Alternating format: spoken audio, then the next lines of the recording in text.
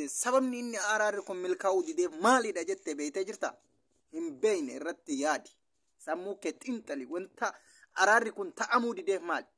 Oromoon akkuma dur bara 150 gudeedamaa waan feete irratti dalagama ajjeefama. Haati Oromoo duuti haati Oromoo jidduu kanatti duute jidduu lamaanitti haaduu bilisummaan namni duu malee dhufu. Yaa obboleessoon gowwoomiin bada faara. Oromoon duruu faara irra caalan Oromoo. Faarummaa Oromootu yeroo kanaan nu ga'e. Odoo akka marroo kun leenci kan leenca miti kun leenca qeerransaaf leenca illee caalee waan addaa ta'e siima. Akkuma jedhe san marroon jaldeessa fi maali fi mukaa jinnii walitti qabee lolchiisuu danda'a jechuudha. Agarsiisee jira waan yeroo awwalaa jedhe san. Sababni an amma jedheef jechuudha kana yoo fakkeenyaaf waa'ee mootummaan kun ilmaan Oromootiif yookaan akka namaatitti yaaduudhaaf maal nuu ta'e maal nuu godhe jettee sammuu kee kana sammuu dhuuftuu ta'e tana keessa laaluu qabda laala. Fakkeenya osii fidde ijoollee mana hidhaa Saudi Arabiyaa hin beektan jedhee yaada. Namni namaaf yaadu namni biyya tokko guddisa jedhee yaadu ijoollee qaxalee mana hidhaa Saudi Arabiyaa keessatti hidhamtee dhumaa jirtu irratti hin qoosu. Kuni bara Dr. Abiy bara ijoolleetitti hin qoosa. Abaa'ottis qoosuu barbaada. Oromoo biyya keessatti qoose, Jawaar fa'arra qoose, of jala garraare, fuulli isaanii kan duraan leenca fakkaatu yeroo har'aa jaldeessa bosona dhalatee bosona guddate fakkaata.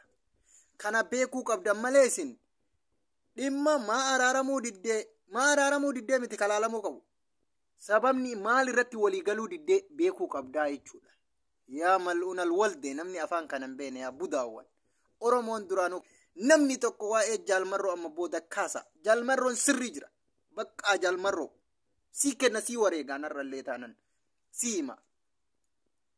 Biyya hunda keessa waraana kee gadiru. Nama si qajeele waraana mootummaan sitti erge abbaa fedhe kun Oromoodha jettee irraan deebii. Waraana Oromoo ta'ee sitti dhufechitti rafaan rafi har'a booda. Wallaahi dhugaa sitti hima. Har'a booda chaansiin kenniniif ilmaan Oromoo tana. Oromoofu chaansiin kennin siima. Oromoon kabajaan beektu. Oromoon gadheedha si ganti simaa jaalmarroo.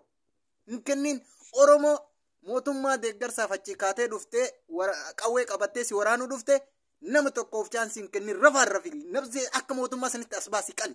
Na al'aabuu irraa barattee lamuu karaa sana kan dhufne naati libdoochi.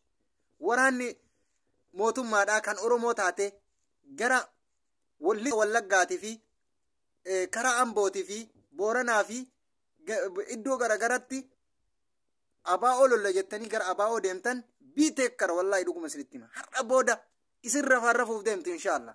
Dhugaa isinitti hima isin haane taanaan lubbuu isaanii akka baraaran dhaamaaf isin hima.